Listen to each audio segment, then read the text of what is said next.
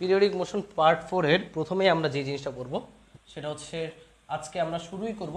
সবাই লিখো সরল ছন্দিত স্পন্দনের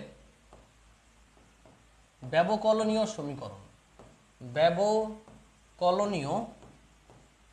সমীকরণ। ভালো করে বুঝো। তোমাকে যদি কেউ জিজ্ঞেস করে ভাইয়া সরল ছন্দিত স্পন্দনের সমীকরণ কোনটা, তুমি অনেকগুলো সমীকরণই জানো। তোমাকে বললো দাদু সরল ছন্দিত স্পন্দনের সমীকরণ কোনটা, তুমি বলবা ভাইয়া সরল ছন্দিত স্পন্দনের সরণের সমীকরণ হচ্ছে x = a sin omega T plus del. সরল ছন্দিত স্পন্দনের বেগের সমীকরণ হচ্ছে a omega cos omega T plus del.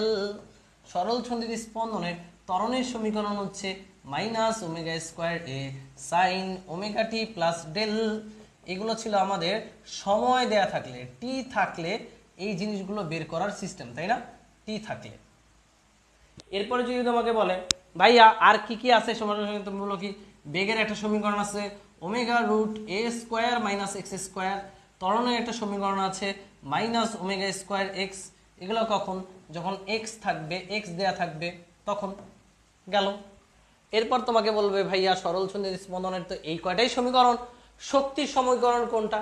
গত ক্লাসে পড়াইছি আমরা, গতিশক্তি হচ্ছে ইকে সমান হাফ কে এ square cos square omega t plus del, আর বিভব শক্তি হচ্ছে হাফ কে এ square sine square omega t plus del, আর মোট শক্তি হচ্ছে তাদের যোগফল মানে হাফ কে এ স্কোয়ার। তো এইগুলোর প্রত্যেকটা জিনিসের গ্রাফ, প্রত্যেকটা অঙ্ক, সর্বোচ্চ বেগ, সর্বোচ্চ ত্বরণ সবকিছু আমরা পড়েছি গত ক্লাসে। এবার তোমাকে যদি বলে ভাইয়া সরল ছন্দিত স্পন্দনের সমীকরণ তো বলেন তো সরল ছন্দিত স্পন্দনের ব্যবকলনীয় সমীকরণ কোনটি? তুমি তখন চিন্তা করবা ইয়াসিন ভাই এত এত সমীকরণ শিখাইলো, তো ব্যবকলনীয় সমীকরণ তো শিখায় নাই। এই যে এখন সেটা শিখাবো। ব্যবকলনীয় সমীকরণের বাংলা নাম হচ্ছে ডিফারেন্সিয়াল। সবাই একটু লিখবা ডিফারেন্সিয়াল ইকুয়েশন। সরল ছন্দিত স্পন্দনের ডিফারেন্সিয়াল ইকুয়েশন কেমনে বের করবা? তোমাদেরকে মনে আছে a is equal to minus omega square x, তাই না ভাইয়া? তাহলে বা a plus omega square x is equal to 0। তো ভাই নিশ্চয়ই জানো ডিফারেন্সিয়াল ইকুয়েশন মানে সেখানে ডিডিএক্স থাকবে, মানে অন্তরীকরণ থাকবে, ব্যবকলন থাকবে। মনে আছে তোমাদের ডিডিএক্স মানে ডিডিএক্স হচ্ছে সরণের সাপেক্ষে তুমি যদি বেগকে ডিফারেন্সিয়েশন করো তাহলে কি পাবা? তোমাদের কি মনে আছে এটা? D d x of v, d d x of x, d d x of v বেগকে ডিফারেন্সিয়েট করলে আমরা পাই কি ভাই? ত্বরণ। এটা আমরা জানি। অর্থাৎ তোমাদের এটা মনে রাখা উচিত ডিডিএক্স,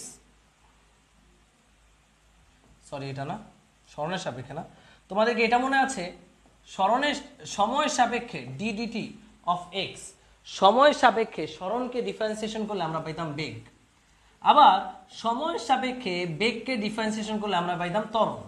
তাহলে ভাই এটা মানে কি? এটা না, খেয়াল করো, এক্সকে তুমি যদি দুইবার ডিফারেন্সিয়েশন করো, এক্সকে মানে সরণকে একবার ডিফারেন্সিয়েশন করলে বেগ, আবার বেগকে একবার ডিফারেন্সিয়েশন করলে ত্বরণ। তাইলে এটা মানে কি বোঝাচ্ছে? এক্সকে একবার, আবার এক্সকে যদি আমরা দুইবার ডিফারেন্সিয়েশন করি তাহলে আমরা ত্বরণ পেয়ে যাব। অর্থাৎ ডিডিটি অফ, আবারও DDT of x is equal two কি? ত্বরণ না ভাইয়া? চিন্তা করো তো, ডিডিটি অফ এক্স মানে বেগ, আবার বেগের ডিডিটি মানে ত্বরণ। আর এই জিনিসটাকে ডিফারেন্সিয়েশনের ভাষা এইভাবে লেখা হয় D square x by DT square. এটা দ্বারা বোঝাচ্ছে টাইমের সাপেক্ষে এক্সকে তুমি দুইবার ডিফারেন্সিয়েশন করছো, আর একবার ডিফারেন্সিয়েশন করলে পাও বেগ, দুইবার করলে পাও ত্বরণ। এটাই হচ্ছে আমাদের রাশিমালা, ত্বরণের একটা সুন্দর রাশিমালা। আমি আবারও বুঝাচ্ছি, এক্সকে একবার ডিফারেন্সিয়েশন করলে কি পাওয়া যায়? বেগ, আর বেগকে একবার করলে পাওয়া যায় ত্বরণ। তাইলে মোট কথা এক্সকে দুইবার করলে ত্বরণ পাবো, এক্সকে একবার করলে পাওয়া যায় বেগ, আবার বেগকে যদি একবার করলে ত্বরণ পাই, তাহলে সহজ হিসাব, আমরা যদি এক্সকে পরপর সময়ের সাপেক্ষে দুইবার ডিফারেন্সিয়েশন করি তাহলে ত্বরণ পাবো। ভাইয়া দুইবার ডিফারেন্সিয়েশন মানে D square x by DT square, তিনবার ডিফারেন্সিয়েশন মানে D cube x by DT cube, চারবার ডিফারেন্সিয়েশন মানে d to the power 4x by d to the power 4। এটা হচ্ছে ডিফারেন্সিয়েশন লেখার নিয়ম।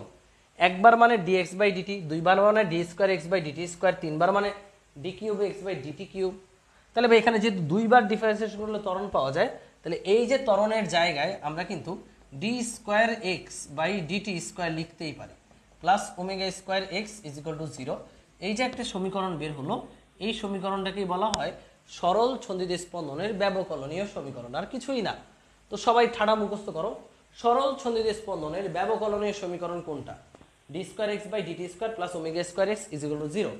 এটা সরল ছন্দিত স্পন্দনরত কণার জন্য সত্য। যে কোনো সরল ছন্দিত স্পন্দনরত কণা এই সমীকরণ মান্য করে। যে কোনো সরল ছন্দিত স্পন্দন মানে সিম্পল হারমোনিক মোশন রত কণা এই সমীকরণকে কি করবে? এই সমীকরণকে সিদ্ধ করে, এই সমীকরণ মেনে চলে। সেটা আমরা এখন প্রমাণ দেখব যে কোনো সরল ছন্দিত স্পন্দনরত কণা এই সমীকরণ আসলেই মেনে চলে কিনা। তো সবাই আগে বলো, সরল ছন্দিত স্পন্দনের ব্যবকলনীয় সমীকরণ কোনটি? D square x by DT square plus omega square x is equal to 0, যেখানে ওমেগা হচ্ছে কৌণিক কম্পাঙ্ক, এক্স হচ্ছে সাম্য অবস্থান থেকে সরল। এবার আমরা দেখতে চাই যে কোনো সিম্পল হারমোনিক মোশন অর্থাৎ সরল ছন্দিত স্পন্দনরত কণা এই সমীকরণ মেনে চলে কিনা। ভাইয়া আমরা নিশ্চয়ই জানি সরল ছন্দিত স্পন্দনরত কণার সমীকরণ হচ্ছে X is equal to A sine omega T plus del, তাই না? এবার বলো তো আমাদের ব্যবকলনীয় সমীকরণের ডান পক্ষ কি? বাম পক্ষ সমান ডান পক্ষ, তাই না? আমাদের ব্যবকলনীয় সমীকরণের বাম পক্ষ কি? বাম পক্ষ হচ্ছে D square x by DT square plus omega square X. এবার এই এক্স এর মানটা এখানে বসাও, তাহলে D square by DT square, X এর মান হচ্ছে A sine omega T plus del. একইভাবে প্লাস ওমেগা স্কোয়ার এক্স এর মান হচ্ছে A sine omega T plus del. এবার বলো A sine omega T plus ডেলকে একবার ডিফারেন্সিয়েশন করলে তুমি কি পাও? এটা মানে কি? এটা মানে বুঝে এরকম, তোমাদের ভেঙে বুঝাই। দুইবার differentiation, D square x by DT square মানে এই জিনিসটাকে দুইবার ডিফারেন্সিয়েশন।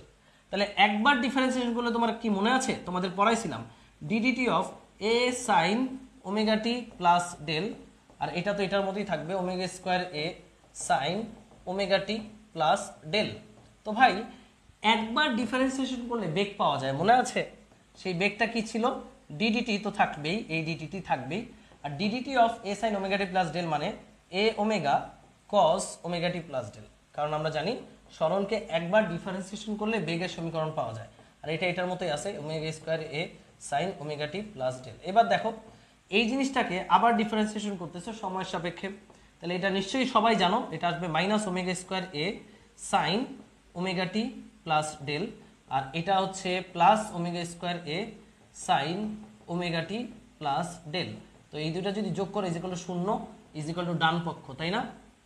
ডান পক্ষ, এটাই তো। তার মানে এই মানটা যদি বসাও, এই মানটা এই সমীকরণে বসালে বাম পক্ষ এবং ডান পক্ষ সমান হচ্ছে। তার মানে এটা কিসের সমীকরণ? এটা সিম্পল হারমোনিক মোশনের একটা সমীকরণ। তার মানে এইটাও কার সমীকরণ? এই যে এটা ইজ ইকুয়াল টু 0, এটাও হচ্ছে সরল ছন্দিত স্পন্দনরত একটা কণার সমীকরণ। এটাই প্রমাণ করলাম আর কি।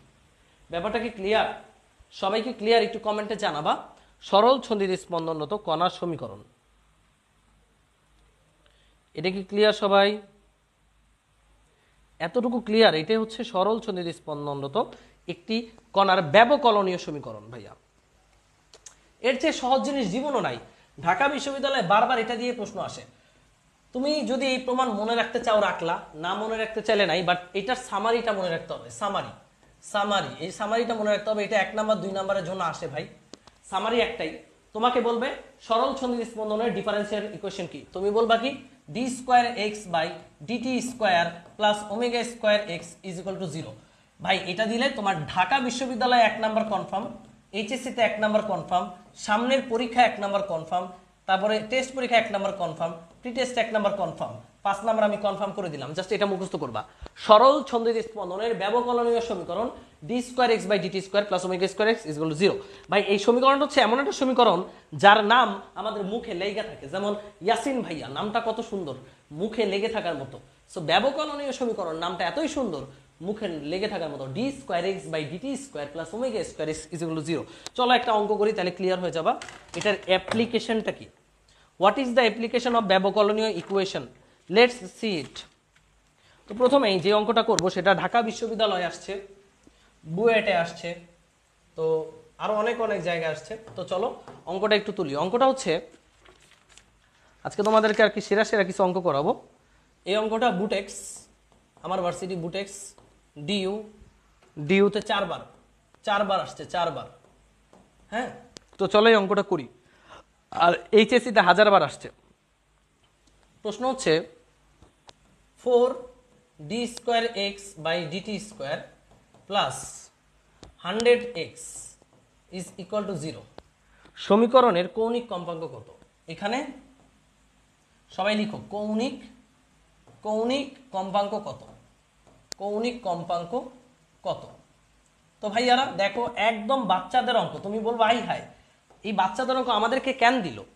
তো ভাই এইটা কিসের সমীকরণ? ব্যবকলনীয় সমীকরণের মতো চেহারা, কিন্তু আমাদের ব্যবকলনীয় সমীকরণের সাথে এটাতে তুলনা করেই আমরা কিন্তু কৌণিক কম্পাঙ্ক অর্থাৎ ওমেগার মানটা বের করব, তাই না?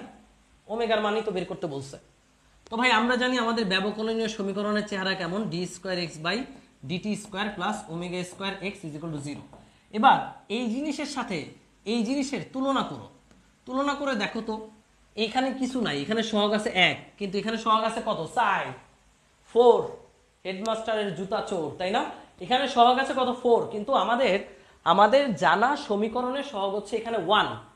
তাহলে এইটাকে যদি এটার সাথে তুলনা করতে চাও, অনেক বলদ কি করবে, বলবে ω² সমান 100, ω² সমান 100, ওমেগা সমান +-10। এটা করেই এখানে একটা আন্ডা পাবে, এখানে একটা বড় আন্ডা পাবে। কেন? ওই বলদগুলা খেয়াল করবে না যে সামনে 4 আছে। তো ভাই সামনে যেটা আছে এখানে সামনে সহগ থাকতে হবে 1, তাহলে এই 4 কে আগে এলিমিনেট করে ফেলতে হবে না? এইটার রূপে আনতে হলে, একই রূপে নিয়ে আসতে হলে এই 4 কে কি এলিমিনেট করতে হবে না, সরায় ফেলতে হবে না? সরায় ফেলার জন্য এই যে লাল সমীকরণটা এটাকে 4 দ্বারা ভাগ করব। 4 দ্বারা ভাগ করলে আমরা পাবো d²x/dt² প্লাস 4 দ্বারা ভাগ করলে 4 4 কাটা, 100 কে 4 দ্বারা ভাগ করলে 25x ইজ ইকুয়াল টু 0। এইবার এটার চেহারা এবং এটার চেহারা একই রকম, কারণ এর সহগ 1, এটার সহগ 1। এবার তুলনা করো। এখন ভাই ω² সমান কত?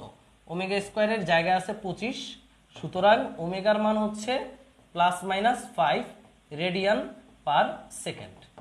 যেহেতু কে কে সঠিক উত্তর দিতে পারছিল, আমি জানি তাসনিম অবশ্যই সঠিক উত্তর দিয়েছো। তাসনিম অনেক ভালো স্টুডেন্ট। তাসনিম জানিন বলছে 25 না, 25 না, +-5 হবে, +-5। তো এই অঙ্কগুলো কি পারা সম্ভব? এই যে যারা গাধাগিরি করছো তারা 10 বলছো, 10 না, ω² সমান সমান হচ্ছে 25। এই যে এবার কি বুঝছি আমরা, অঙ্কটা বুঝছি কিনা? তাহলে তার পরের অঙ্কটা আমরা বুঝে ফেলবো। প্রথমটা একটু ভুল হতেই পারে। ভালো করে এখানে 4 আছে, বাট স্ট্যান্ডার্ড সমীকরণটায় কিন্তু 4 নাই, তাহলে এই 4 কে সরাইতে হবে। তো সিম্পলি আমরা 4 দ্বারা ভাগ করে দিব। 4 দ্বারা ভাগ করলে সমীকরণের চেহারাটা আসবে এরকম। এখন দেখো ω² এর জায়গায় কে বসে আছে? 25, তাহলে ওমেগা সমান হবে 5 রেডিয়ান পার সেকেন্ড। ওকে, সো পরবর্তী অঙ্কটা সবাই আমাকে মুখে মুখে উত্তর দিয়ে জানায় দিবা এটার অ্যান্সারটা কত। Ready? Are you ready? Same অঙ্ক দিব। Are you ready? Ready steady গো।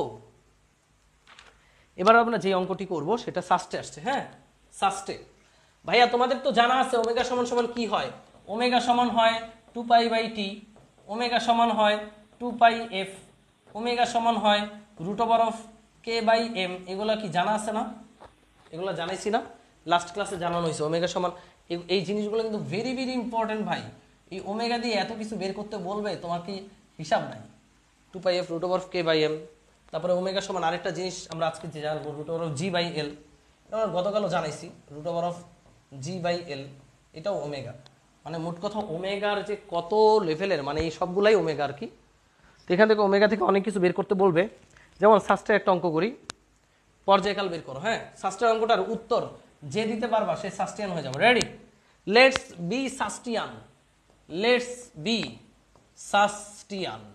তো সবাই ভেবেচিন্তে উত্তরটা দিবা। সাস্টের অঙ্ক তো সবাই পারবা আমি জানি, গোলাপি কালারের অঙ্ক। হ্যাঁ,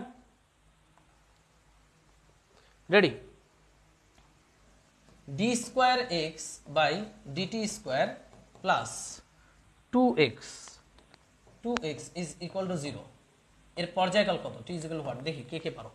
একটা সমীকরণ দেয়া আছে, এইটার পর্যায়কাল কত? এটা সাস্টের 18-19-এ আসছে, 2018-19 সেশনে। দেখি কে কে পারেন। এটার পর্যায়কাল কত? হুমায়রা হুমা বলছে ভাই আমি অ্যান্সার দিছি, ভাই দেখবে না, দেখে লাইছি তো। হুমা নাক ডাইকা ঘুমা, বলো এটা অ্যান্সার কত? ব্রাদার্স অ্যান্ড সিস্টার্স, মাত্র 71 জন ক্লাস করতেছো, ভেরি গুড। আর বাকিগুলারে যে কি করা উচিত বলেন ব্রাদার্স অ্যান্ড সিস্টার্স, এটা উত্তরটা কত বলেন বলেন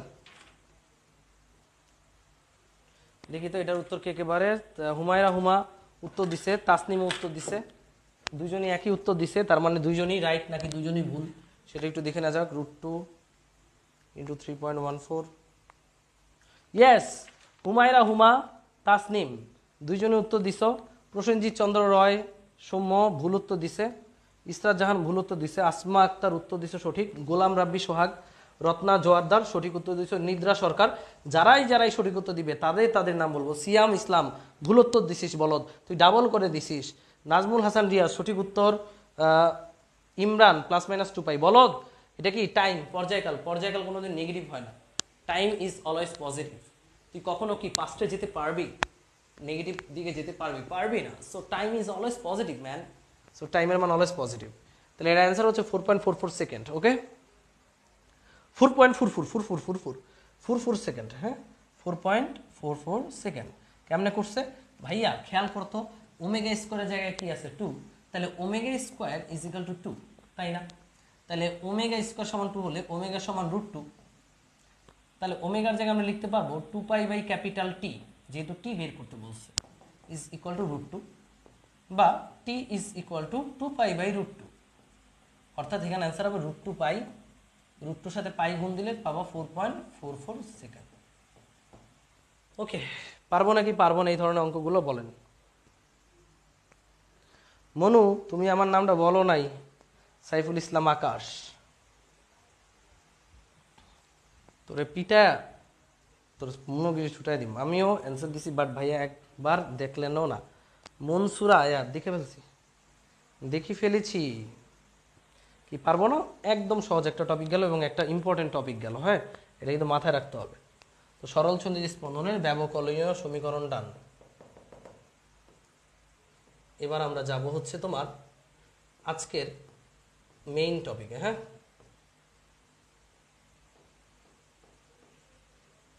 রেডি? সবাই লিখো স্প্রিং এর পর্যায়কাল। এই হচ্ছে আমাদের আজকের টপিক শুরু। আচ্ছা আজকের টপিক শুরু হওয়ার আগে এই টপিকটা শেষ করি। রেডি? লিখো সবাই, এরপর একটা অস্থির অঙ্ক করব। স্প্রিং এর দোলনকাল, এটা ভালো মতো বুঝবা, প্রচুর পরিমাণ সিকিউ এখান থেকে আসে এবং পোলাপাইন গণহারে ভুল করে। স্প্রিং এর দোলনকাল নির্ণয়, ভালো করে দেখো, খেয়াল করো সবাই, খুব সুন্দর একটা কনসেপ্ট আছে। একটা স্প্রিং নর্মালি এভাবে আসে, এবার শুরুতেই স্প্রিংটাকে তুমি নাচানাচি করবে, সে কিরকম ডান্সিং মোড অলওয়েজ থাকে না? তো আমরা স্প্রিংয়ে একটা ভর ঝুলাই দিব। তো বলো তো, ভর ঝুলানোর পর স্প্রিংটা কি একটু লম্বা হবে না? এই মনে করো ভর ঝুলানোর পর স্প্রিংটা লম্বা হলো, এবার কি সে ডান্সিং শুরু করবে? অবশ্যই না। তুমি জাস্ট ভর ঝুলাইছো, সে ভরের কারণে একটু লম্বা হয়েছে, এই যে এখান থেকে সে এতটুকু পরিমাণ লম্বা হয়েছে, এটাকে বলা এক্সটেনশন। এটাকে এক্স বলতে পারো, এটাকে ই বলতে পারো, ইলংগেশনে বলা যায়। সো আমি এটাকে বোঝার সুবিধার জন্য ই দিয়ে প্রকাশ করলাম, ই দিয়ে প্রকাশ করলাম। ওকে, জাস্ট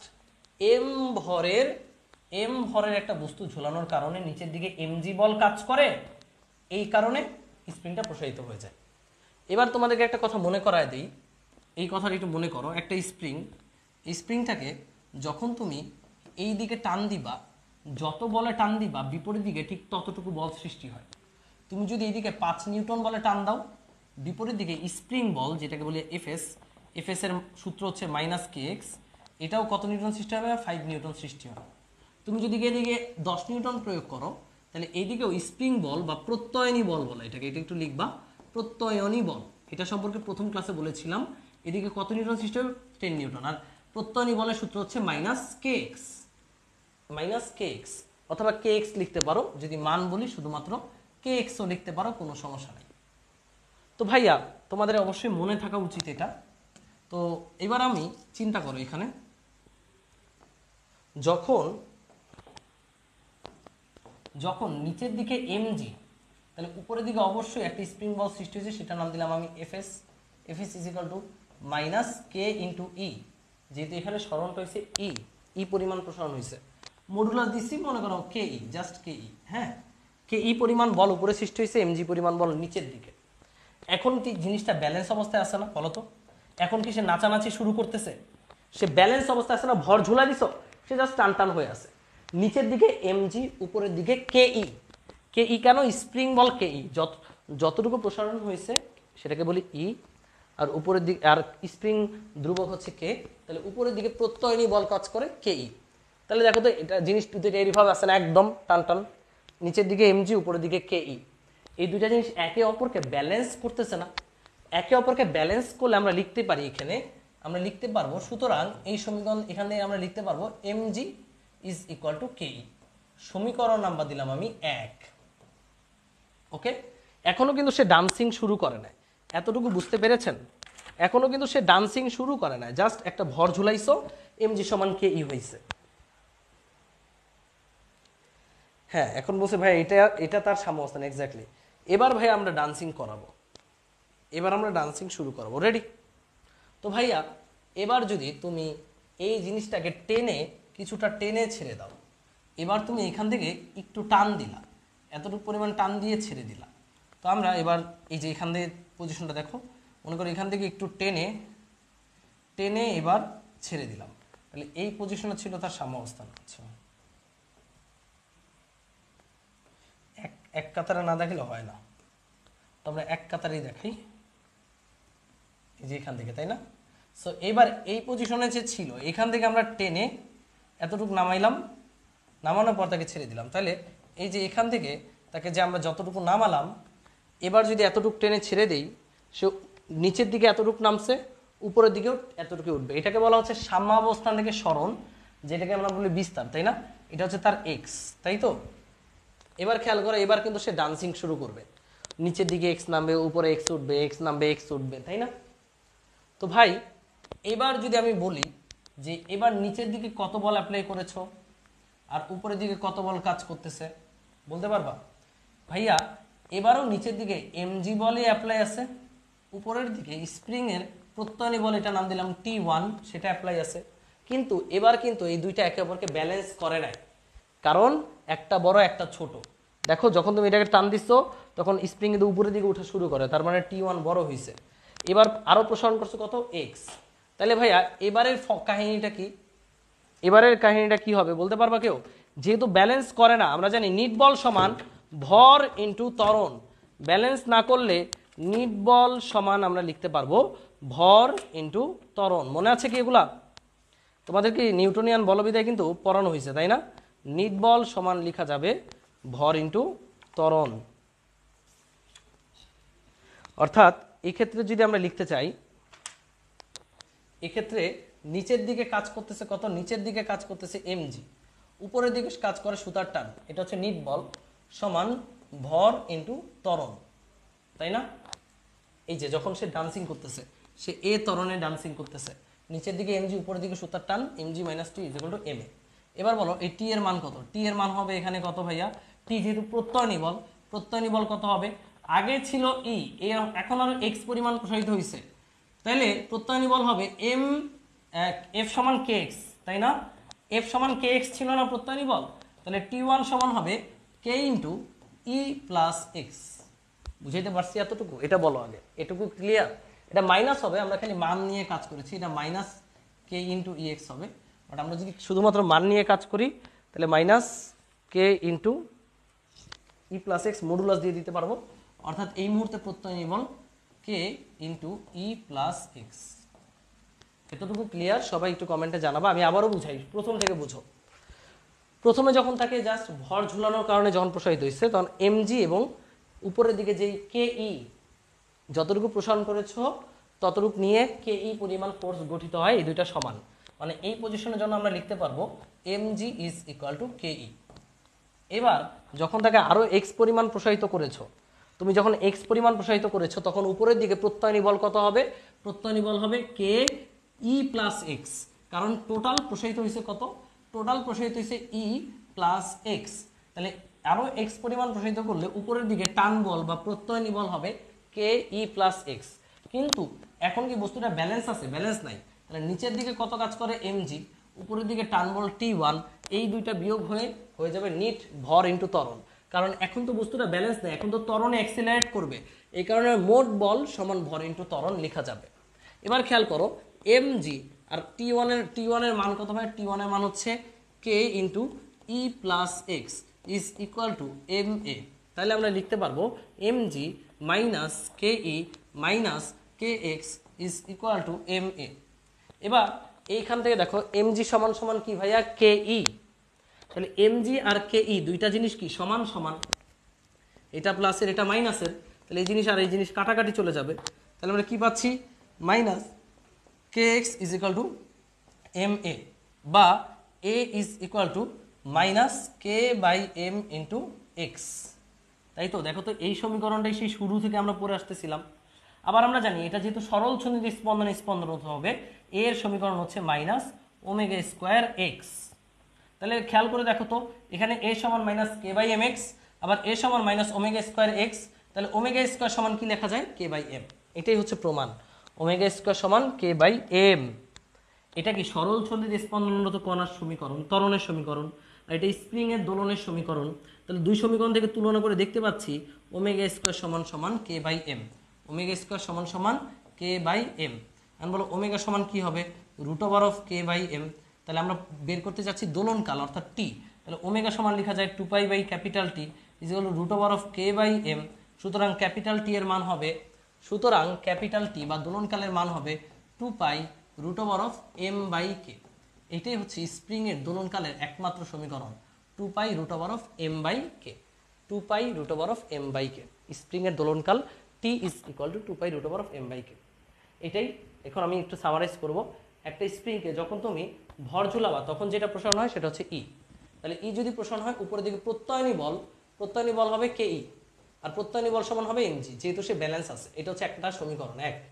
এরপর যখন তাকে তুমি আরো এক্স পরিমাণ প্রসারিত করে ছেড়ে দিবা তখন সে ব্যালেন্স নাই, তখন সে নাচানাচি করতেছে। এক্স পরিমাণ প্রসারিত করলে উপরের দিকে প্রত্যয়নী বল হবে কে ই প্লাস এক্স, যেহেতু তাকে আরো টানলে আরো প্রত্যয়নী বল, আরো টানলে আরো প্রত্যয়নী বল।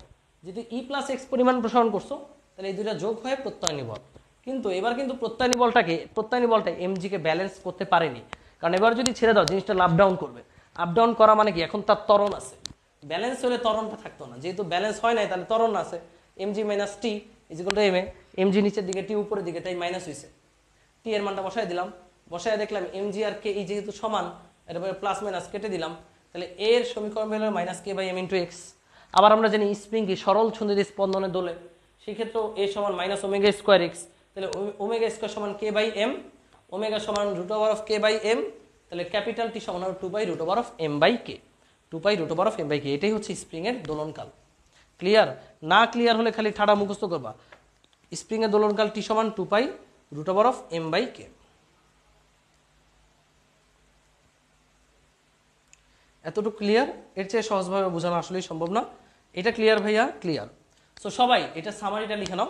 সামারি, যারা কিছুই পারো না তাদের জন্য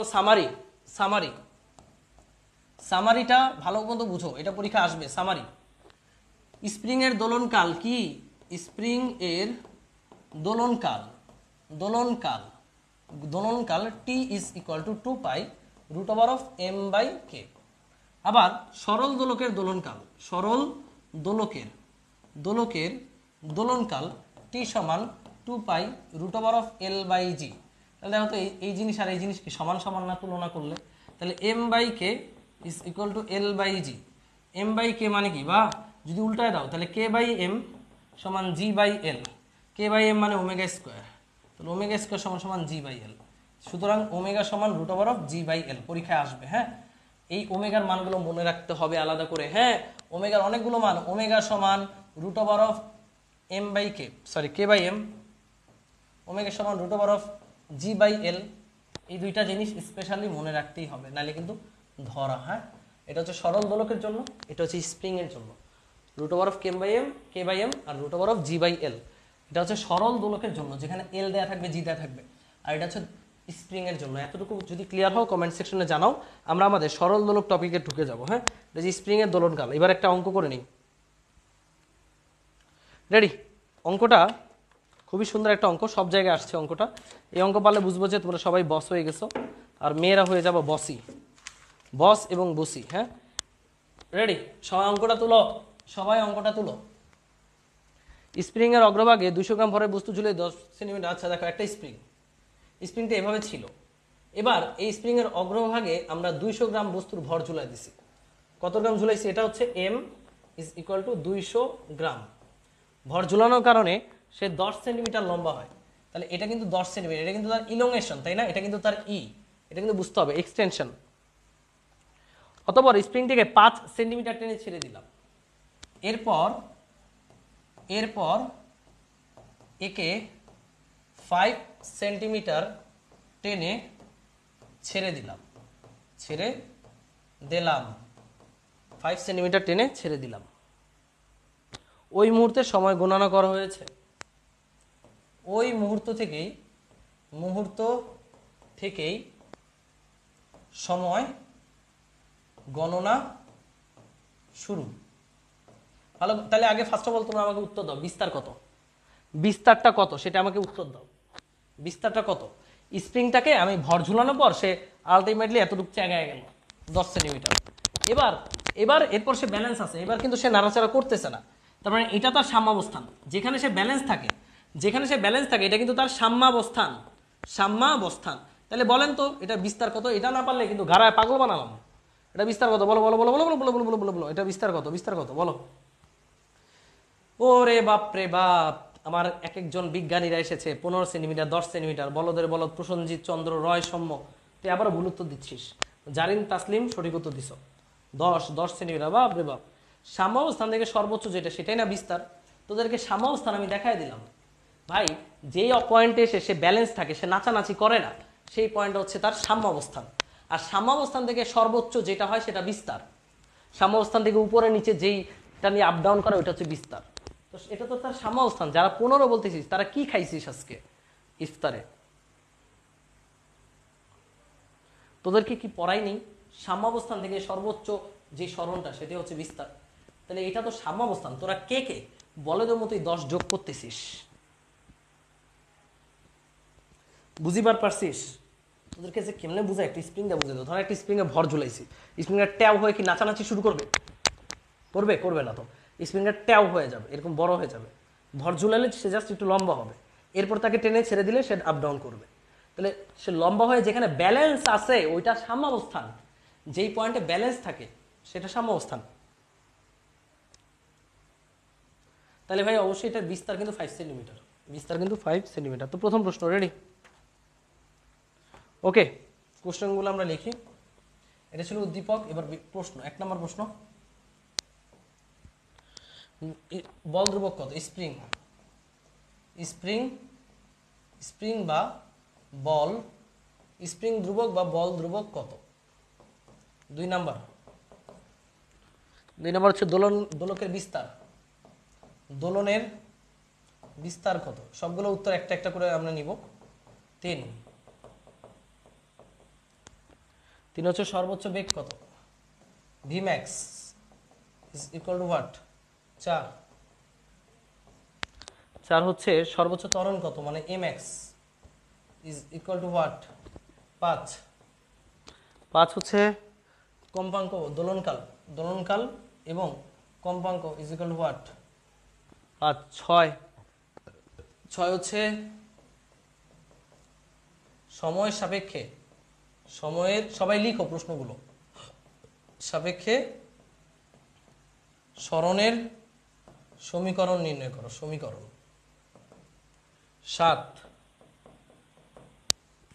7 হচ্ছে 150 মিলি সেকেন্ড সময় বেগ, কৌণিক কম্পাঙ্ক। Okay ready?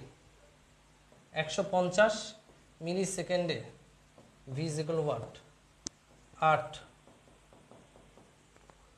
8 হলো কৌণিক কম্পাঙ্ক কত? কৌণিক কম্পাঙ্ক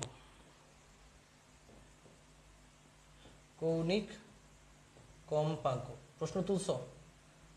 অস্থির একটা প্রশ্ন, এই প্রশ্ন সলভ করলে সব শেষ। হ্যাঁ, তো একটা প্রশ্ন কি বলছে, একটা স্প্রিংকে আমরা ভর ঝুলানোর পর 10 সেন্টিমিটার প্রসারিত হয়, এরপরে একে আরও 5 সেন্টিমিটার টেনে ছেড়ে দিলাম, এই মুহূর্ত থেকেই সময় গণনা শুরু। মানে যেই 5 সেন্টিমিটার টেনে, মানে এটাকে ধরে এখান থেকে ধরে আরও 5 সেন্টিমিটার ধরে টেনে ছেড়ে দিছো, এইখান থেকে সময় স্টার্ট। ভালো করে শুনবে এই কথাটা, এইটাকে ধরে যখন এখানে নামাইছো, নামায় ছেড়ে দিছো, তখন থেকে টাইম স্টার্ট, মানে টাইম কাউন্ট কিন্তু এখান থেকে শুরু। এটা নিচের দিকে কত 5 সেন্টিমিটার, এটা হচ্ছে বিস্তার, তাই না? উপরের দিকেও সে কতটুকুই উঠবে, উপরের দিকেও কিন্তু 5 সেন্টিমিটার উঠবে। এটা যদি সাম্যাবস্থান হয়, নামবে 5, উপরে 5, টাইম স্টার্ট শুরু হয়েছে এখান থেকে, এখানে টাইম কত 0, কারণ বলেই দিচ্ছে ওই মুহূর্ত থেকে টাইম গণনা শুরু, মানে এইখান থেকে টাইম গণনা শুরু। হ্যাঁ, ভালো করে বুঝবা, টাইম গণনা শুরু কিন্তু এখান থেকে, এটা কিন্তু ইম্পর্টেন্ট। এবার চলো অঙ্কটা শুরু করি। কি যে গরম লাগে আমার, রেডি? অনেক গরম ভাই। এরপরে দেখো, এরপরেতে আমরা অঙ্কগুলো করবো। ফার্স্ট অফ অল স্প্রিং বা বল ধ্রুবক, রেডি? এই যে আমি এখানে করতেছি, উল্টা পাল্টা জায়গায় করবো, সবাই আমার হাতের দিকে খেয়াল করবো, একবারই করবো। স্প্রিং ধ্রুবক, তো প্রথম কথা, স্প্রিং ধ্রুবক আমি এখান থেকেই বের করতে পারি, এই যে এই অংশটুকু থেকে এই পর্যন্ত। দেখো নিচের দিকে mg, উপরের দিকে ke, তাহলে আমরা জানি mg is equal two ke। এটা জানি কি না? জানি। আমাদের কে এর মান বের করতে হবে, সুতরাং কে সমান সমান mg ডিভাইডেড বাই ই। তো ভাইয়া এম কত? এম হচ্ছে 200 গ্রাম, মানে 0.2 কেজি। জি হচ্ছে 9.8, আর ই হচ্ছে এক্সটেনশন কত 10 সেন্টিমিটার, মিটারে নিলে 0.1 মিটার, 19.6। এটার একক হচ্ছে নিউটন পার মিটার। অ্যান্সার। দেখি তো কে কে উত্তর দিতে পারছে। যে যে উত্তর দিতে পারছো তারা বস, যে মেয়েরা উত্তর দিতে পারছে তারা বসি। এখন আমি বস এবং বসিদের দেখতে চাই। ক্লিয়ার? এটা আমরা দেখো প্রথম অংশের জন্য যে স্প্রিং বা বল ধ্রুবক কত, তো তোমরা এর আগের থিওরিতে দেখেছো, এই যে এর আগের থিওরিতেই দেখেছো ই পরিমাণ প্রসারিত হলে mg সমান কে ই লেখা যায়। আমাদের তো ই কে এর মানটা বের করতে হবে। সো একইভাবে যেহেতু এখানে প্রথমে সে 10 সেন্টিমিটার প্রসারিত হয়, এই অঙ্কটা তোমাদের টেস্ট পেপার খুললে দেখবা গ নাম্বারে আস্তে আস্তে ভইরা গেছে ভাই। সো অঙ্কটা ভালো করে বুঝো। প্রথমেই যেহেতু সে 10 সেন্টিমিটার প্রসারিত হচ্ছে, তাহলে mg সমান কে ই, কে সমান mg by E, mg by E, M হচ্ছে 0.2, জি হচ্ছে 9.8, 1.1, 19.6। This is the answer. Clear? সবাই বস। এবার 2 নম্বর অঙ্ক, দোলনের বিস্তার। এটা তোমরা অলরেডি বুঝাইছই, বিস্তার হচ্ছে 5 সেন্টিমিটার। এটার বিস্তার হচ্ছে, এটা হচ্ছে অ্যান্সার। হ্যাঁ, 2 নম্বরের অ্যান্সারটা কেন ভালো করে বুঝো। সে ভর ঝুলানোর পর যেখানে আছে এটাকে কি বলে, আমি লিখে রাখছি সাম্যাবস্থান। আর সাম্যাবস্থান থেকে তুমি যে কোনো একদিকে যতটুকু টান দিবা সেটাকে বলা হয় বিস্তার। আমি আবারও বলি, সাম্যাবস্থান থেকে তুমি যতটুকু টান দিবা সেটাই হচ্ছে বিস্তার। সর্বোচ্চ যতটুকু টান দিয়া নামাবা, সাম্যাবস্থান থেকে 5 সেন্টিমিটার টান দিয়ে নামাইছো, তাহলে এটাই হচ্ছে বিস্তার। তারপর 3 নাম্বার ম্যাক্সিমাম ভ্যালোসিটি। তো তোমাদেরকে আমি শিখাই নাই, ম্যাক্সিমাম ভ্যালোসিটির ফর্মুলা ভিম্যাক্স সমান সমান ওমেগা ইন্টু এ। তো ওমেগার মান তো তুমি জানো না, কিন্তু তুমি স্প্রিংয়ের জন্য জানো ওমেগা সমান root over of K by m, শিখা আছে না? ইন্টু এ হচ্ছে বিস্তার। এবার বলো তো দেখি এটা অ্যান্সারটা কত। রুট ওভার অফ কে কত ভাইয়া? ভিম্যাক্স, ম্যাক্সিমাম ভ্যালোসিটির ফর্মুলা যে ওমেগা এ, এটা জানো তো নাকি? গত ক্লাসটা রিভাইজ দিস দয়া করে। ওমেগার জায়গায় root k by M into a, k এর মান তুমি বের করেছো 19.6, এম হচ্ছে ভর 200 গ্রাম মানে 0.2 কেজি, ইন্টু এ হচ্ছে 5 সেন্টিমিটার, মিটার নিতে হবে 0.05। তো বলো তো ভিম্যাক্স বা সর্বোচ্চ বেগের মানটা কত আসে? সর্বোচ্চ বেগ কত আসে ভাইয়ারা? এই আন্না বাচ্চা, সর্বোচ্চ বেগ কত? সর্বোচ্চ বেগ কত? এই অধ্যায় শেষে তুমি দেখবা কি দুনিয়ার সব অঙ্ক তুমি বাদতেছো, কারণ এমন কোন অঙ্ক নাই যে অধ্যায় আমি বাকি রাখবো। এবার আমি একটা এই অধ্যায়ের খুব সুন্দর আমার একটা ফ্রিতে ভিডিও বানানো আছে, সেটা তোমাদেরকে দিব, এটা করবা দয়া করে। ভাইবো না যেটা ফ্রি দেখে অনেক ইয়া, ওটা পুরোটা আমি ইঞ্জিনিয়ারিং এর জন্য শ্যুট করছিলাম। দেখি কত আসে বেগের মানটা। অনেকে 49 বলতেছে, দেখি তো। উপরে হচ্ছে 19.6 ডিভাইডেড বাই 0.2, গুণ হবে কত? গুণ আচ্ছা 0.49 মিটার পার সেকেন্ড। যেই বলদগুলো 49 বলছি সেদেরকে ধরে গাড়াবো আমি। 0.49 meter per second, right. Next বলছে ত্বরণের ম্যাক্সিমাম মান। এবার অনেক এবার আমরা লাল কালি দিয়ে করি, চলো 4 নাম্বার প্রশ্ন। এই যে 4 নাম্বারটা আবার উপরে করতেছি, জায়গা যেহেতু নাই। ম্যাক্সিমাম ত্বরণের ভ্যালু, ত্বরণের মান, ত্বরণের ম্যাক্সিমাম মান হচ্ছে মাইনাস ওমেগা স্কোয়ার এ। মাইনাস দিলে দাও, না দিলে নাই, সমস্যা নাই, যেহেতু মান বের করতেছো। ওমেগা স্কোয়ার, আচ্ছা মাইনাস দিব না, আমরা মডুলাস দিয়ে দিই। হ্যাঁ, মডুলাস দিলে মাইনাস দিতে হবে না। ওমেগা স্কোয়ার মানে হচ্ছে কে বাই এম ইন্টু এ, তাই না ভাইয়া? কে এর মান হচ্ছে 19.6, এম হচ্ছে 0.2, আর বিস্তার হচ্ছে 0.05। জাস্ট আগের বার রুট ছিল, এবার রুট নাই। ত্বরণের ম্যাক্সিমাম মান হচ্ছে ওমেগা স্কোয়ার এ, এটা জানা উচিত। তাহলে দেখি তো 19.6 ডিভাইডেড বাই 0.2 ইন্টু 0.05, তাহলে আমাদের আসতেছে 4.9, তাই না? এরকমই তো, 6 ডিভাইডেড বাই 0.2 0.05। হ্যাঁ, তাহলে ত্বরণের মান আসবে 4.9 মিটার পার সেকেন্ড স্কোয়ার। এটা হচ্ছে ত্বরণের মান। ক্লিয়ার?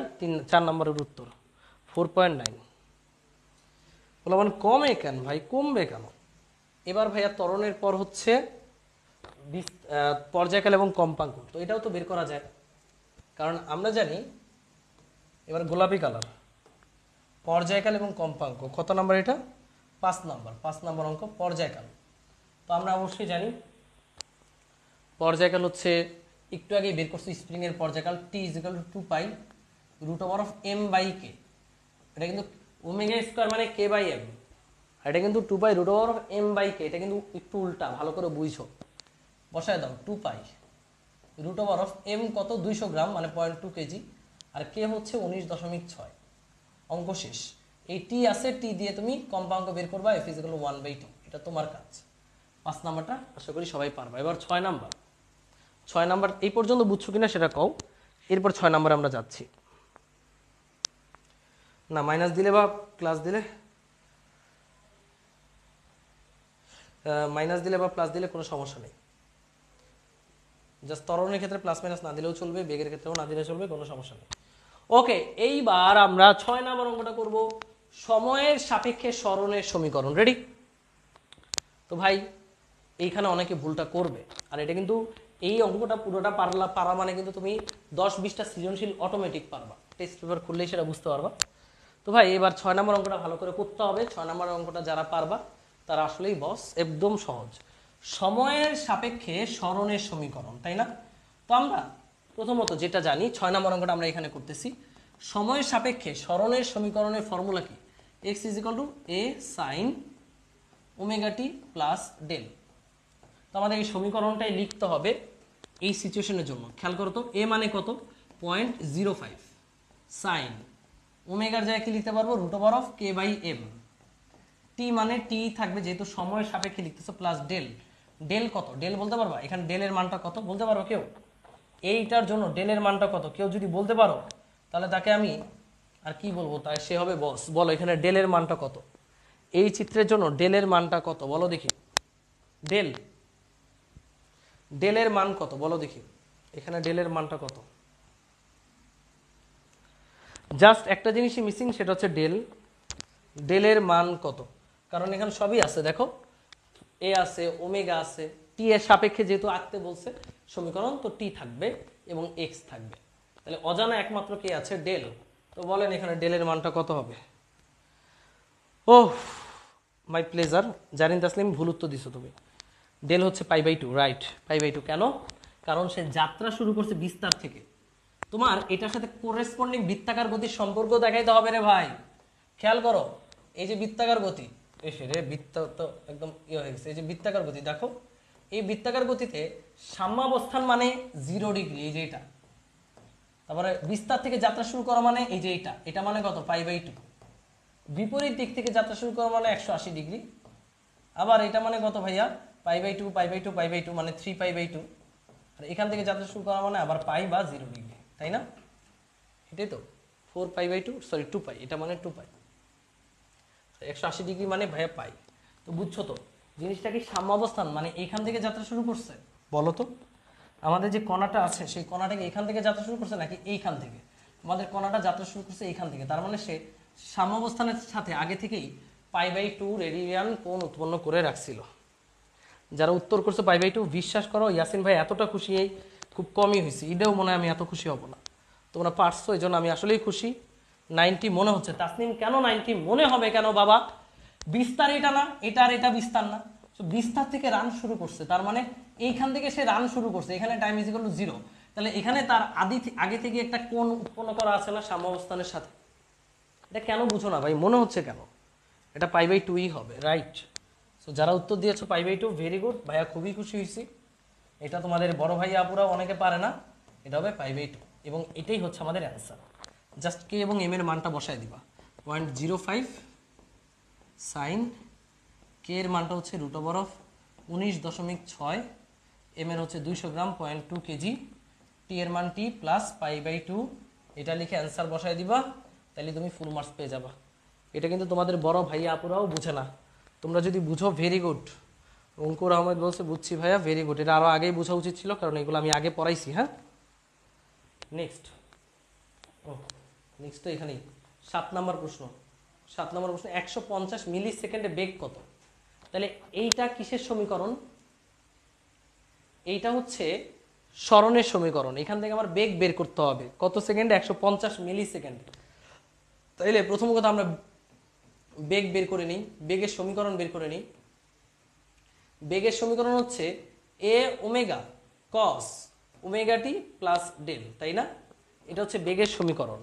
এবার বলো এখানে টাইম কত? টাইম হচ্ছে 150 মিলি সেকেন্ড, অর্থাৎ 150 ইন্টু 10⁻³ সেকেন্ড।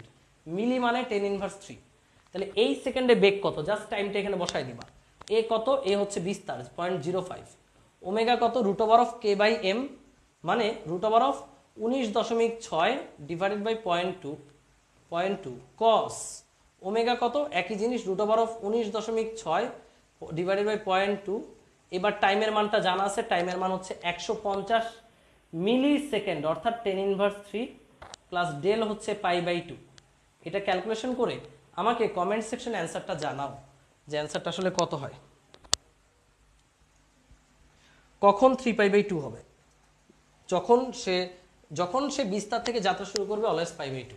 হ্যাঁ, এখানে 3π/2 এর খাওয়া নাই, কারণ সে বিস্তার থেকে যাত্রা শুরু করা মানেই এখান থেকে যাত্রা শুরু করা। ওকে, বুঝে নিতে হবে। আচ্ছা, 150 মিলি সেকেন্ড মানে হচ্ছে 0.15 সেকেন্ড, রাইট?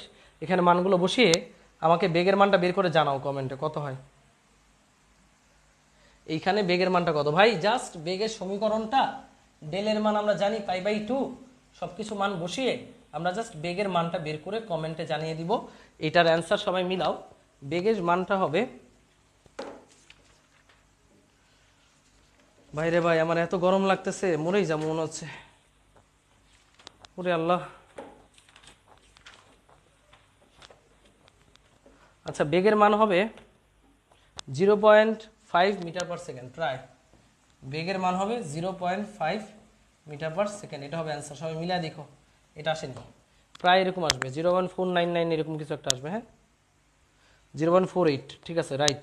প্রসেনজিৎ চন্দ্র রায় সঠিক উত্তর দিছো। 0.5 কাছাকাছি গেলেই হবে। আমি শেষ। এই যে দেখো কত ঘাম, কিন্তু তোমাদের উপস্থিতি নাই। 0.5 লাস্ট প্রশ্ন বলছে আমাদেরকে কৌণিক কম্পাঙ্ক কত? এটা কোনো প্রশ্ন? কৌণিক কম্পাঙ্ক মানে কি? ওমেগা। এটা আমরা কোন কালার দিয়ে করব? হলুদ কালার দিয়ে। 8 নাম্বার প্রশ্ন।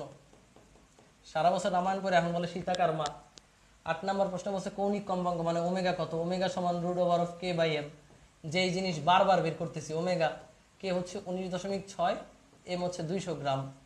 ক্যালকুলেশন করো, √19.6 ডিভাইডেড বাই 0.2, এটা হবে 9.89 একক, অবশ্যই রেডিয়ান পার সেকেন্ড। এই অঙ্ক যে পারবা আর এই অঙ্ক যে পুরোটা বুঝছো, সেই পর্যাপিত গতি থেকে এই রিলেটেড কোনো কিছু আটকাবা না। ভাই আমার বাসায় কারেন্ট নেই তো। আরে ভাই আমার বাসায় কারেন্ট আছে, বাট আমার সামনে যে কটা লাইট আর প্লাস এসি টেসি ছাড়া, এই দেখো আমার কি অবস্থা। যদি দেখতে পারো তাহলে দেখলাই। ভাইয়া ঘেমে টেমে যাচ্ছি। কাউসার, কাউসার, কিন্তু তোমাদের উপস্থিতি আমাকে হতাশ করতেছে ভাই। এই কাউসার, পানি আছে ভাই? পানি দিও তো, ঠান্ডা পানি। পারবো এই সবগুলো অঙ্ক? আমি জাস্ট এটুকু বলি, এই সবগুলো অঙ্ক পারার পর তোমাদেরকে যদি আমি টেস্ট পেপার দেখাই একটা, দাঁড়া এক সেকেন্ড, দেখবা টেস্ট পেপার ম্যাক্সিমাম অঙ্ক তুমি পারতেছো। ওই রে ভাই, এই যে দেখো, তোমাদেরকে দেখাই, তোমাদের বড় ভাইয়া পুরো এগুলা করে। এখানে বোতলটা রাখো। উফ, শেষ আমি, আমার মনে হচ্ছে হাটপিল করবো আমি। এই দেখো পর্যাবৃত্ত গতি,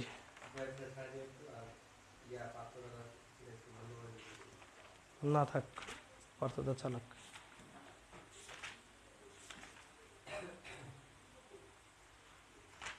এখন খালি সরল দোলক পড়তে হবে তোমাদের, তাইলে তোমরা বস, তাহলে সেই শেষ, সব কিছু শেষ। টেস্ট পেপার মানেই এখন সব শেষ। হ্যাঁ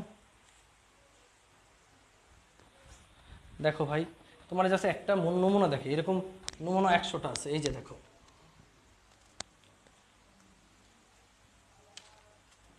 দিনাজপুর বোর্ড 2025। তোমরা বলবা এখানে বিস্তার কত? 300 গ্রাম ভরা একটি বস্তু স্প্রিং 9 সেন্টিমিটার প্রসারে সাম্যাবস্থায় আসে। সাম্যাবস্থান থেকে 6 সেন্টিমিটার টেনে ছেড়ে দিলে দুলতে থাকে। স্প্রিং ধ্রুবক নির্ণয় করো। 3 সেন্টিমিটার হয় তখন বিভব শক্তি গতিশক্তির তুলনা করো। তো 3 সেন্টিমিটার তুমি বিভব শক্তি গতিশক্তির তুলনা করতে পারবা, ওইটা গতকালই বের করা শিখেছি। এবার বলো এখানে বিস্তার কত? বলো বিস্তার কত? বলো বিস্তার কত, কমেন্টে জানাও। এই ধরনের অঙ্ক ভাই এখন তোমার কাছে মনে হবে পানি। বাহ, সবাই উত্তর দিছো। হ্যাঁ,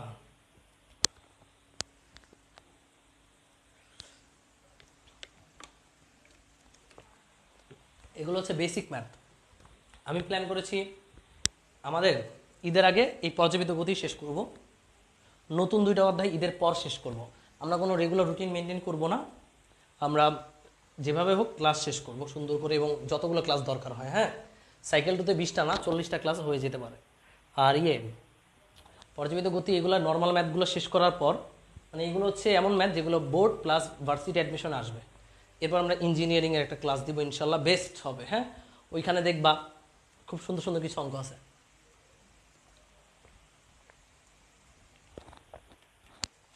চলো একটা অঙ্ক তোমাদেরকে দেই।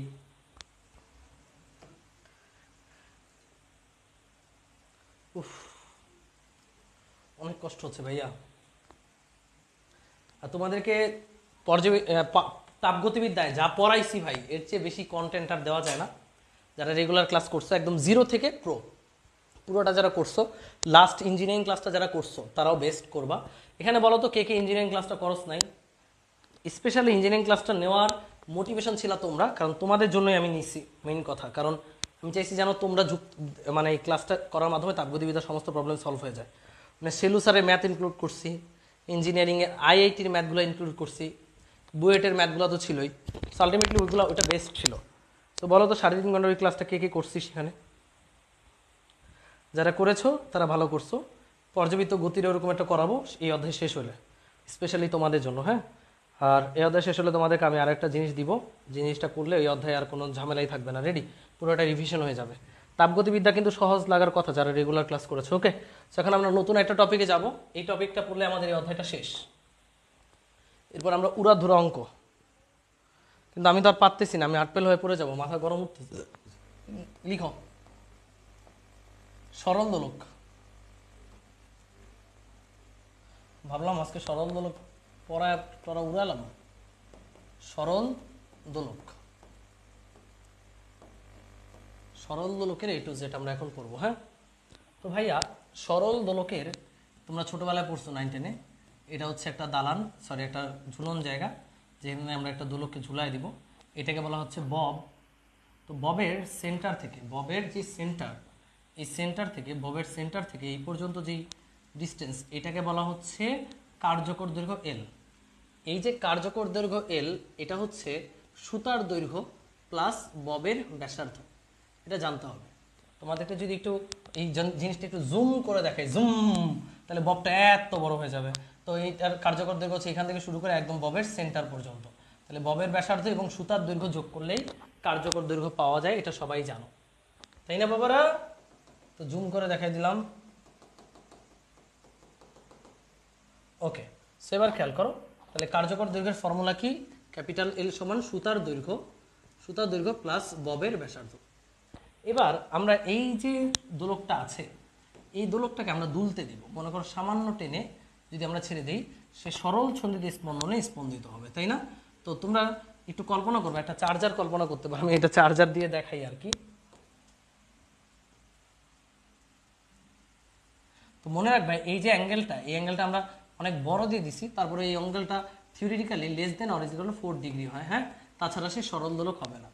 এই জিনিসটা যদি ছেড়ে দাও তো ভালো করে বুঝো, সে এটা একটা সেকেন্ড দোলক নামে একটা দোলক আছে, সেকেন্ড দোলক, যার দোলনকাল, সেকেন্ড দোলকের দোলনকাল হচ্ছে 2 সেকেন্ড। সেকেন্ড দোলক এর দোলনকাল 2 সেকেন্ড, দোলনকাল ইজ ইকুয়াল টু 2 সেকেন্ড, এটা মনে রাখতে হবে। তো দোলনকাল জিনিসটা কি? একটা বিন্দু থেকে যাত্রা শুরু করে আবার সেখানে আসতে যেই সময় লাগে, সাপোজ সে এখান থেকে যাত্রা শুরু করলো, এখান থেকে টেনে তুমি ছেড়ে দিলা, এটা তো তার বিস্তার, তাই না?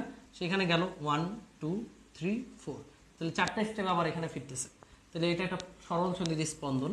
তো ভাইয়া তা এটা সেকেন্ড দোলক কখন? যখন তার যাইতে 1 সেকেন্ড এবং ফিরে আসতে 1 সেকেন্ড, টোটাল যাইতে 1 সেকেন্ড, ফিরে আসতে 1 সেকেন্ড, টোটাল কত সেকেন্ড দোলনকাল? 2 সেকেন্ড। 2 সেকেন্ড পর পর সে তার জায়গায় ফিরে আসে, তখন এটাকে বলা হচ্ছে সেকেন্ড দোলক, যার দোলনকাল 2 সেকেন্ড। তো দোলনকালের সাথে কিন্তু আমরা পরিচিত হয়ে গেছি যে এটা যদি সেকেন্ড দোলক হয় তাহলে তার দোলনকাল হবে 2 সেকেন্ড, তাছাড়া দোলনকাল যে কোনো কিছুই হইতে পারে। তো মনে রাখবা এখান থেকে যাত্রা শুরু করে আবার এখানে আসতে যেই সময়টা লাগে তাকে বলা হচ্ছে দোলনকাল টি, কার্যকর দৈর্ঘ্য এল, আর অভিকর্ষ ত্বরণ হচ্ছে যদি হয় জি, তাহলে এই তিনটার মধ্যে সম্পর্ক হচ্ছে আমরা ছোটবেলায় পড়ছি t is equal to 2 pi root over of l by g. এটা হচ্ছে দোলকের দোলনকালের ফর্মুলা, খুবই গুরুত্বপূর্ণ ফর্মুলা। এখান থেকে আমরা দেখতে পাচ্ছি t is proportional to root over of l, t is proportional to 1 by root over of g. এই কথাগুলো ভালো মতো বুঝবা, পরীক্ষায় আসবে যে দোলনকাল দোলকের দৈর্ঘ্যের সমানুপাতিক। দৈর্ঘ্য যত বাড়বে দোলনকাল তত বাড়বে, দৈর্ঘ্য যত বাড়বে দোলনকাল তত বাড়বে। আর দোলনকাল যত বাড়ে, এটা টি দোলনকাল বা পর্যায়কাল বাড়লে ঘড়ি হয় স্লো, এটা একটু লিখে নাও, বাড়লে ঘড়ি হয় স্লো, ঘড়ি হয় স্লো, পর্যায়কাল বাড়লে ঘড়ি হয় স্লো, টি কমলে ঘড়ি হয় ফাস্ট, ঘড়ি হয় ফাস্ট। চলো এটা থিওরিটিক্যালি প্রমাণ করি। টি মানে কি? পর্যায়কাল, অর্থাৎ সে এইখান থেকে যে আবার এখানে আসতে তার যত সময় লাগে। এখন ধরো দোলনকাল বেড়ে গেল, তাহলে কি তার এখান থেকে স্লো যাবে, স্লো আসবে, তখন কি ঘড়িটা স্লো হয়ে যাবে। আর দোলনকাল যদি কমে, দেখো তো কমা মানে কি? যাবে আসবে, যাবে আসবে, যাবে আসবে, তখন ঘড়িটা কি হয়ে যাবে? ফাস্ট হয়ে যাবে। এখন বলো এল বাড়লে দোলনকাল কি বাড়বে না কমবে? অবশ্যই বাড়বে। জি বাড়লে দোলনকাল কমবে। তাহলে বলো গ্রীষ্মকালে দোলনকাল বাড়বে নাকি কমবে? একটা দোলক ঘড়ি না, এটা এত সহজ বলবো না। জিটা কি কনস্ট্যান্ট? না, জি কনস্ট্যান্ট না ভাইয়া। একজন বলছে জি তো কনস্ট্যান্ট না। মেরু অঞ্চলে গেলে, বিষুব অঞ্চলে গেলে জি এর মান চেঞ্জ হয়, পাহাড়ের উচ্চতায় গেলে, খনির গভীরতায় গেলে জি এর মান চেঞ্জ হয়, এটা মহাকর্ষ অধ্যায়ে আমরা পড়বো। আপাতত তোমরা বলো গরমকালে একটা দোলক ঘড়ি, একটা দোলক দিয়ে ঘড়ি বানাইলাম, ঘড়িটা ফাস্ট হবে না স্লো হবে? বলো তো দেখি, দেখি গরমকালে একটা দোলক ঘড়ি ফাস্ট হবে না স্লো হবে? বলতে পারবা কেউ? আন্দাজে বলো, আন্দাজে বলো, আন্দাজে বলো। কেন? গরমকালে ভাইয়া এই যে সুতাটা, এই সুতার দৈর্ঘ্য বেড়ে যাবে, অতিরিক্ত হিটের ঠেলায় এই সুতাটা একটু বড় হয়ে যাবে। তাহলে এল যদি বেড়ে যায়, এল বেড়ে গেলে এটার সাথে সম্পর্ক এটা সমানুপাতিক, টিও বেড়ে যাবে। দোলনকাল বাড়লে ঘড়ি হয় স্লো, এই দুইটা লাইন একদম ঠাডা মনে রাখতে হবে, হ্যাঁ। টি বাড়লে ঘড়ি স্লো, টি কমলে ঘড়ি ফাস্ট, টি বাড়লে ঘড়ি স্লো, টি কমলে ঘড়ি ফাস্ট, তাহলে আলটিমেটলি স্লো হয়ে যাবে, হ্যাঁ। আমি আবারও বলি গ্রীষ্মকাল, গ্রীষ্মকালে সুতা গরমের ঠেলায়, তাপমাত্রা বৃদ্ধি ঠেলায় সুতাটা বড় লম্বা হয়ে যাবে, তাই না? সুতা লম্বা হলে, এল লম্বা হলে টি বড় হবে, টি বড় হলে ঘড়ি হবে স্লো। তাহলে শীতকালে কি হবে? ঘড়ি ফাস্ট হবে না স্লো হবে? বলো তো দেখি, পরীক্ষায় আসবে। শীতকালে ঘড়ি ফাস্ট হবে না স্লো হবে? আজকে এই সরল দোলক দিয়ে পাহাড়ের উচ্চতা কেমনে বের করে সেটা দেখবো। দেখবা কি? পাহাড়ের নিচে একটা দোলক বাজাবা, পাহাড়ের ছাদে গিয়ে বাজাবা, এই দুইটা জিনিস দিয়েই, মানে একটা দোলক ঘড়ি নিবা, পাহাড়ের নিচে নাড়াবা সেটাকে, আবার পাহাড়ের উচ্চতায় গিয়ে নাড়াবা, এই দুইটা নাড়ানাড়ির মাধ্যমে তুমি কত উঁচুতে উঠছো সেটা বের করে ফেলতে পারবা। ম্যাজিক ম্যাজিক হবে খালি। হ্যাঁ, বলো শীতকালে ফার্স্ট হবে না স্লো হবে? ফার্স্ট হবে। কেন? শীতকালে এই তাপমাত্রা কমে যায়, তাহলে এল কমে যায়, এল কমে যায়, এল কমলে টিও কমবে, আর টি কমলে ঘড়ি হবে ফার্স্ট। রাইট, এবার তোমরা আমাকে বলবা, এটা গেল এল এর সাথে সম্পর্ক।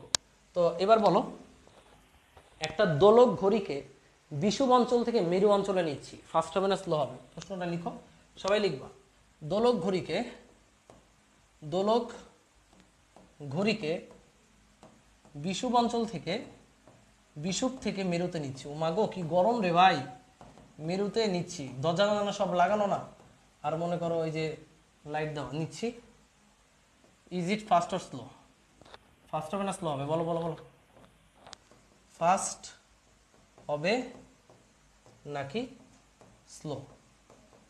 তো ভাই সবার জানা উচিত, বিষুব থেকে মেরুতে গেলে, যেহেতু এই যে পৃথিবীটা যেহেতু একটু চাপা টাইপের, এরকম চাপা টাইপের, একটু সাইড দিয়ে চাপা, এগুলোকে মেরু বলা হয়। মেরু অঞ্চলে জি এর মান সবচেয়ে বেশি, জি এর মান হচ্ছে 9.8, এটা হলো বিষুব অঞ্চল। বিষুব অঞ্চলে জি এর মান হচ্ছে 9.78।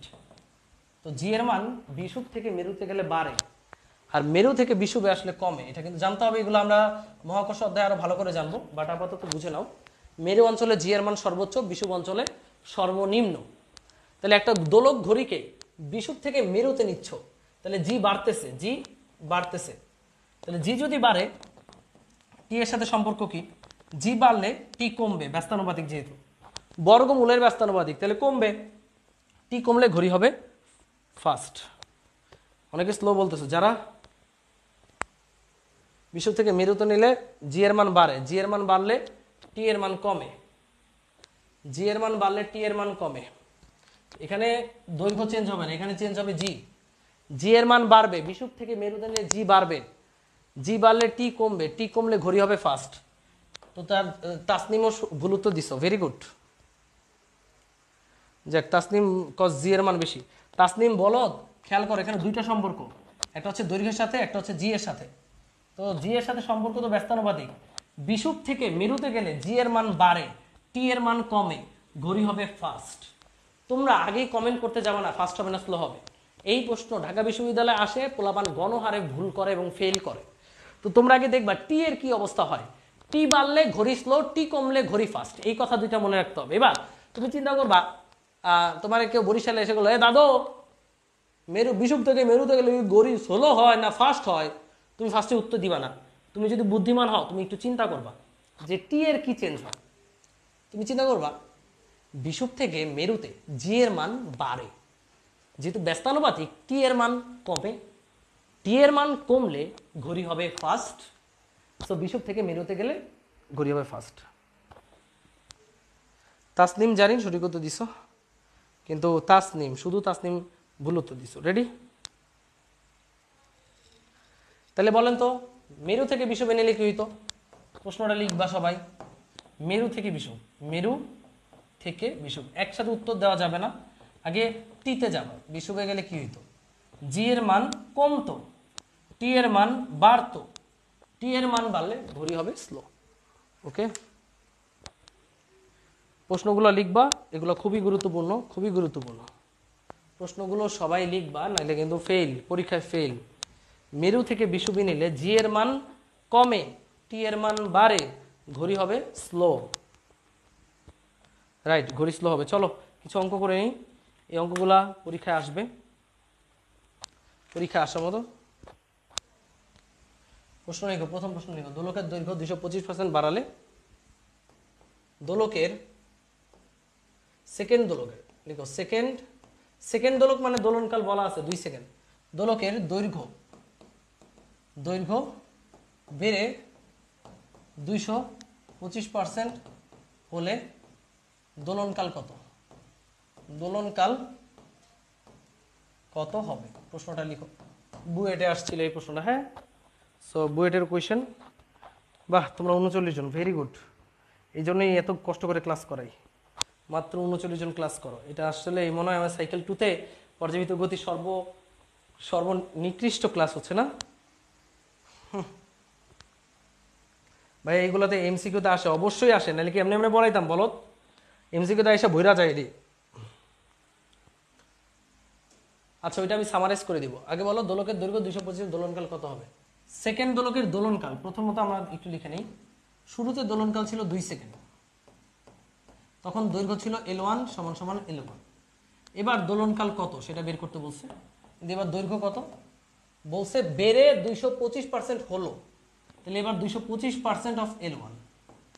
হ্যাঁ, এবার ভালো করে বুঝো, যদি বলতো দৈর্ঘ্য বাড়ানো হলো বা বৃদ্ধি করা হলো, তাহলে L2 হইতো L1 প্লাস 225% L1।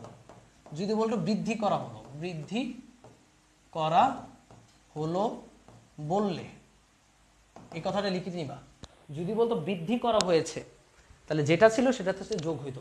আর যেহেতু বলছে বেড়ে 225% হলো, তাহলে 225% হইল, সেটা হচ্ছে 225% অফ L1। তাহলে এখানে কোনটা? এটা 225% মানে 2.25 L1। আমাদের বের করতে হবে T2 এর মানটা কত। সেখানে যেহেতু জি এর কোনো চেঞ্জ নাই, সবাই আমরা জানি টি এর সাথে এল এর সম্পর্ক বর্গমূলের সমানুপাতিক, তাহলে T2/T1 is equal two √ of L2/L1 লেখা যাবে। T2 হচ্ছে √ of L2/L1 into T1। √ Of L2 এর মান কত? L2 এর মান হচ্ছে 2.25 L1 divided L1 into T1 হচ্ছে 2 সেকেন্ড। L1 এর কাটা, √ অফ 2.25 225 1.5, এটা আসবে 1.5 ইন্টু 2 মানে 3 সেকেন্ড। এটা হচ্ছে আমাদের অ্যান্সার। মানে যদি দৈর্ঘ্য বেড়ে 225% হয়, দোলনকাল হবে 3 সেকেন্ড, T2 এর মান হবে 3 সেকেন্ড। পারবো? এই কথার দুইটার মধ্যে বুঝছো, এটা যদি বলে বেড়ে হলো, যদি বলে বেড়ে হলো তখন এইটা, আর যদি বলে বৃদ্ধি করা হলো কিংবা বাড়ানো হলো তখন যোগ হবে। ইয়াসিন ভাইয়ের দৈর্ঘ্য 5 মিটার, তোমরা বৃদ্ধি করলা 1 মিটার, তাহলে ইয়াসিন ভাইয়ের দৈর্ঘ্য কত? 5 + 1 6। আমি আবার বলি, ইয়াসিন ভাইয়ের দৈর্ঘ্য 5 মিটার, তোমরা দুই পাশ থেকে টেনে 1 মিটার বাড়াইলা, তাহলে বর্তমান দৈর্ঘ্য কত হবে? 6 মিটার। আর আমি যদি বলি ইয়াসিন ভাইয়ের দৈর্ঘ্য ছিল 5 মিটার, বেড়ে 6 মিটার হলো, তাহলে ইয়াসিন ভাই কি 11 মিটার এখন? না, আমি তো বেড়ে 6 মিটার হইছি, তাহলে আমার টোটাল 6 মিটার।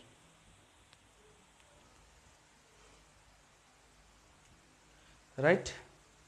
পারবো?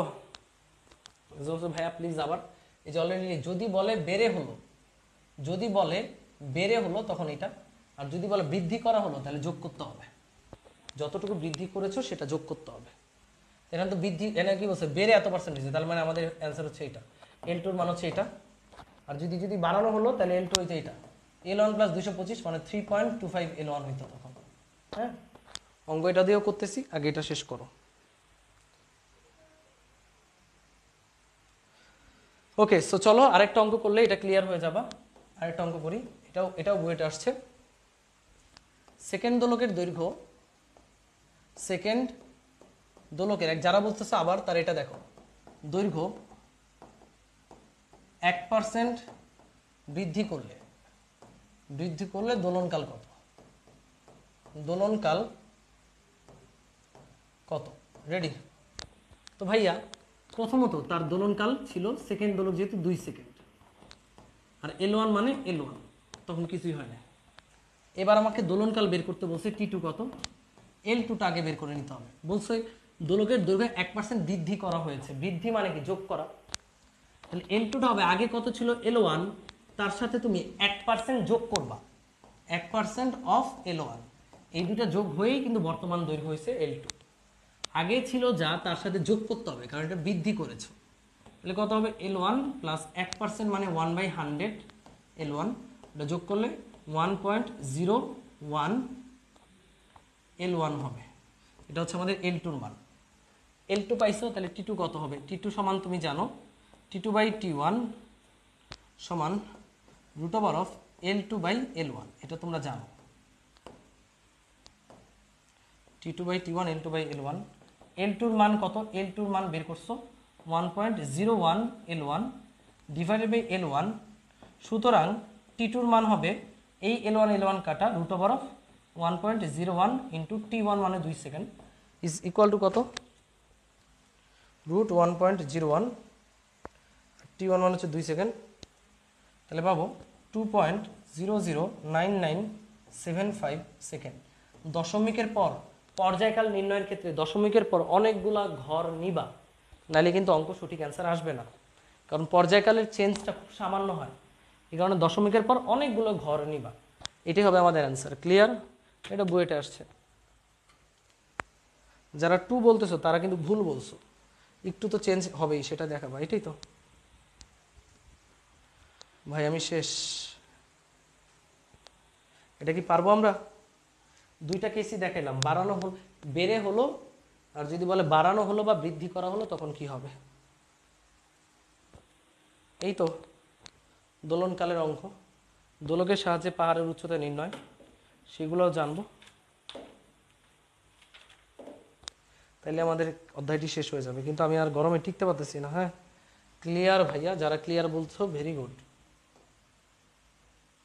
সরি আমি আর টিকতে পারতেছি না, আজকে দ্য ইন্ড এখানেই, দ্য ইন্ড। বাট আমি যা পড়াইছি তা কি বুঝছো? দ্য ইন্ড এখানেই। তোমরা তোমাদের এইচডাব্লিউ দিয়ে দিই, এইচডাব্লিউ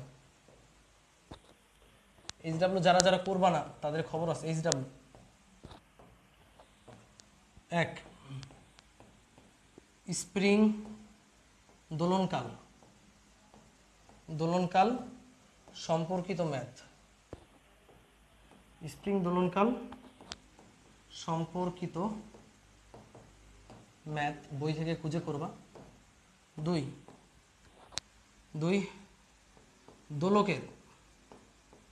দোলকের দোলনকাল সম্পর্কিত অঙ্ক করবা। 3 ওমেগা সমান √k/m সম্পর্কিত অঙ্ক করবা।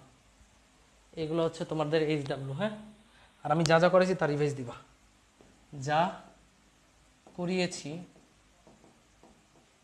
তা রিভাইজ।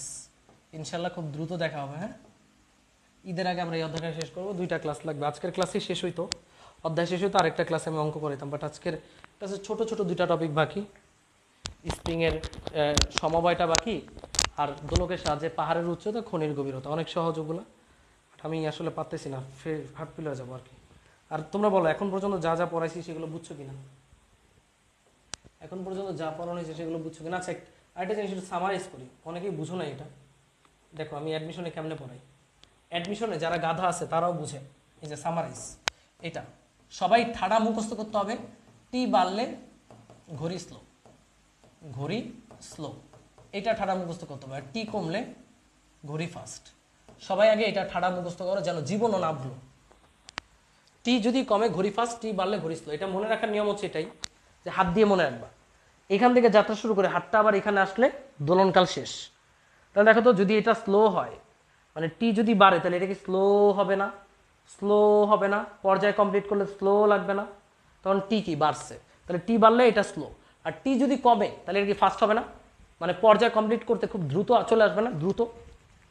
তাহলে টি যদি কমে তাহলে ঘড়ি ফাস্ট, এটা মনে রাখতে হবে, ফাস্ট এবং স্লোর ব্যাপার। এবার তোমাকে যে কোনো সিচুয়েশনেই দেখ, তুমি সবার আগে টিতে আসবা। কোথায় আসবা? টিতে, টিতে আসবা। তো টিতে আসার পর কি হয়? এবার টি এর সাথে সম্পর্ক আছে 2টা জিনিসের, একটা হচ্ছে √L, আবার আছে 1/√G। এবার সম্পর্ক 2টা বোঝো। এইটা সমানুপাতিক, এটা কিন্তু ব্যস্তানুপাতিক। ব্যস্তানুপাতিক মানে এটা বাড়লে এটা কমবে, এটা কমলে এটা বাড়বে। সমানুপাতিক মানে এটা বাড়লে এটাও বাড়বে, এটা কমলে এটাও কমবে। এবার দেখো, মেরু থেকে বিষুবে যাচ্ছ, মেরু থেকে কোথায় যাচ্ছ? মেরু থেকে বিষুবে যাচ্ছ। কোথায় যাচ্ছ? বিষুব। এখন মেরু থেকে বিষুবে গেলে তো আর এল বাড়বে কমবে না। বিষুব অঞ্চল তো আর ম্যাজিক না যে বিষুব অঞ্চলে গেলে এল বাইরা যাব। বিষুব অঞ্চলে তো এই ম্যাজিক নেই। ম্যাজিক থাকলে আমাদের শুভ ভাই, সৈকত ভাই, যারা একটু বাটুল টাইপের আছে, এরা তো বিষুব অঞ্চলে যাইতো, এগো দৈর্ঘ্য বাইরা যেত। এটা এল বাড়ে কমে না, এল খালি তাপমাত্রার উপর বাড়ে কমে ভাই। তাহলে মেরু থেকে বিষুবে গেলে জি এর একটা চেঞ্জ হয়, এটা সবার জানা উচিত। মেরুতে জি এর মান সবচেয়ে বেশি, বিষুবে জি এর মান সবচেয়ে কম, এটা সবার জানা উচিত। তাহলে এখানে যেহেতু জি এর মান কম, মেরু থেকে বিষুবে গেছো, জি কমে, জি কমলে ব্যস্তানুপাতিক, তাহলে টি বাড়ে, টি বাড়ে, টি বাড়লে ঘড়ি হবে কি? টি বাড়লে ঘড়ি হবে স্লো। সহজ হিসাব। এরপরে বলো বিষুব থেকে মেরু, এটা অনেকেই বুঝো না, এই কারণে আমি এবার সহজ করে দিচ্ছি।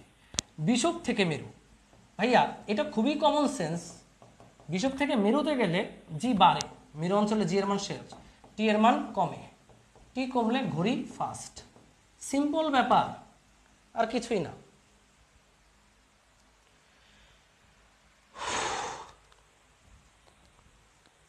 এই তো আমিও ভাই এখন মেরু অঞ্চলে চলে যাবো, আমি আর পারতেছি না, গোসল দিতে হবে। Love you. ফ্যানের হাওয়া গরম, টাটা। এই তো মনে রাখলেই হবে, আর কিছু না।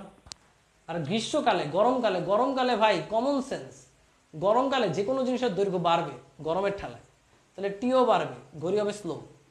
টি বাড়লে ঘড়ি স্লো। আর শীতকালে দৈর্ঘ্য কমে, টিও কমে, ঘড়ি ফাস্ট। এটাই তো। এই তো শেষ, আজকের ক্লাস এখানেই শেষ। লাভ ইউ অল, টাটা। আমি আর পারতেছি না, বিদায়। টাটা টাটা টাটা, লাভ ইউ অল। ক্লাস ভালো লাগলে বন্ধুদেরকে জানাও।